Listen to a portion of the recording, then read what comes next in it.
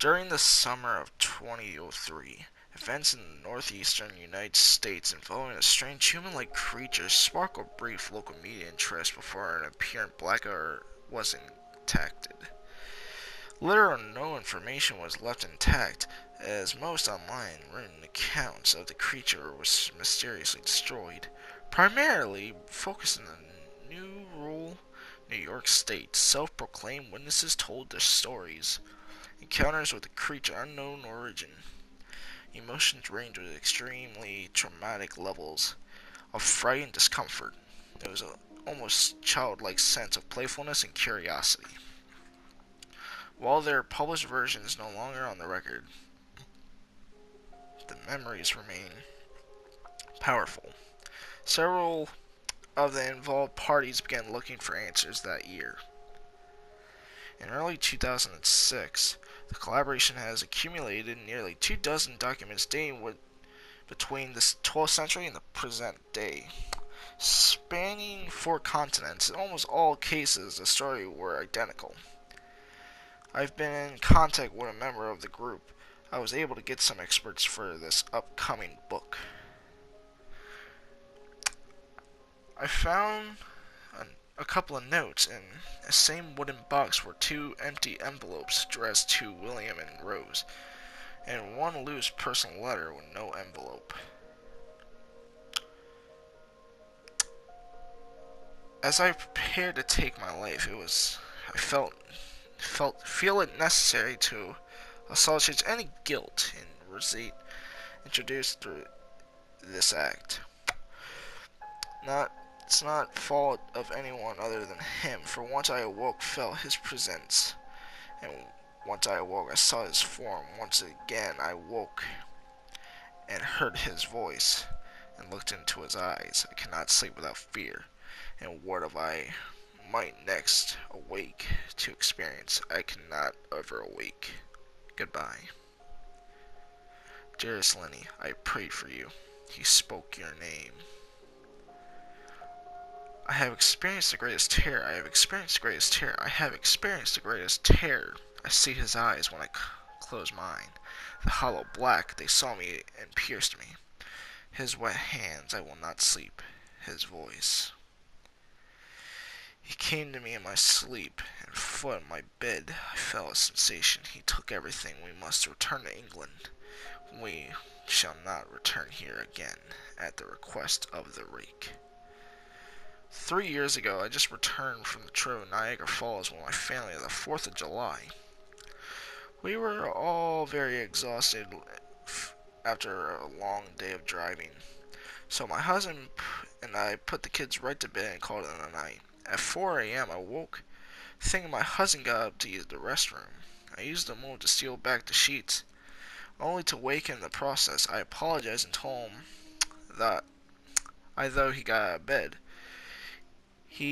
When he faced me, he gasped and pulled his feet up and out of the bed so quickly his knee knocked me out of the bed. He then grabbed me and said nothing. After adjusting the dark for a half second, I was able to see what caused this strange reaction. At the foot of the bed, sitting facing away from us, that appeared to be a naked man, a large hairless dog of some sort. Its body position was disturbing and unnatural, as it been hit by a car or something for some reason. It was instantly frightening. I was not instantly frightened by it, but more concerned as to its condition. At this point, somewhat under the assumption that we were supposed to help him, my husband was peering over his arm and knee, tucked into a fetal position, occasionally glancing at me, returning to the creature. In the flurry of emotion, the creature scrambled around the side of the bed and crawled quickly in flaying sort of a motion right along the bed until it was less than a foot away from my husband's face. The creature was completely silent for 30 seconds. Just looking at my husband, the creature then placed its hand on its knee and ran to the hallway leading to the kids' room. I screamed and ran for the light switch, planning to stop him before he hurt my children. When I got to the hallway, The light from the bedroom was enough to see crouching hunched over 20 feet away. He turned and looked directly at me, covered in blood. I flipped the switch, the wall, and I saw my daughter, Clara. The creature ran downstairs while my husband rushed out to help our daughter. She was very badly injured, spoke only once more in her short life. She said, "He is the rake." My husband drove his car into the lake that night while rushing our daughter to the hospital. He did not survive. Being in a small town pretty quickly, the police were helpful at first, and the local newspaper took a lot of interest as well. However, the story was never published, and local television never followed up either.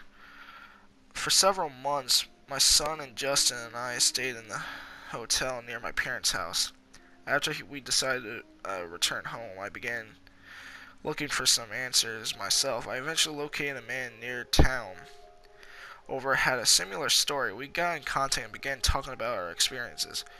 He knew two people in New York have seen the creature, and we referred to as the rake. It took the four of us 2 solid years of hunting the internet and writing letters to come up with a small collection to believe the accounts of the rake. None of them gave any detailed history or follow-up. One journal of the entry involving the creature in its first 3 pages, and never mentioned it again. Ship's log explained nothing in the encounter, saying only they were told leave by the rake. That was the last entry of in the log. There were, however, many instances where the creature visited one of the series of visits with the same person. Multiple people also mentioned being spoken to, my daughter included, to lead us wonder if the rake had visited us, any of us, before the last encounter. I set the digital recorder near my bed and left it running all night every 2 weeks, and scanned through the sounds rolling around the bed each day. When I woke up, by the end of the second week, I was quite used to the occasional sound of sleep while blurring through the recording at 8 times the normal speed. One of the first day of the third week, I thought I heard something different, but I was found a shrill voice. It was the rake. I can't listen to it too long to even begin to transcribe it. I haven't let anyone listen to it yet. All I know is that I heard it before, and I believe that it spoke when it was sitting in front of my husband. I don't remember hearing anything at that time, but for some reason, the voice on that recording immediately brings me back to that moment. The thoughts of must have gone through my daughter's head made me very upset.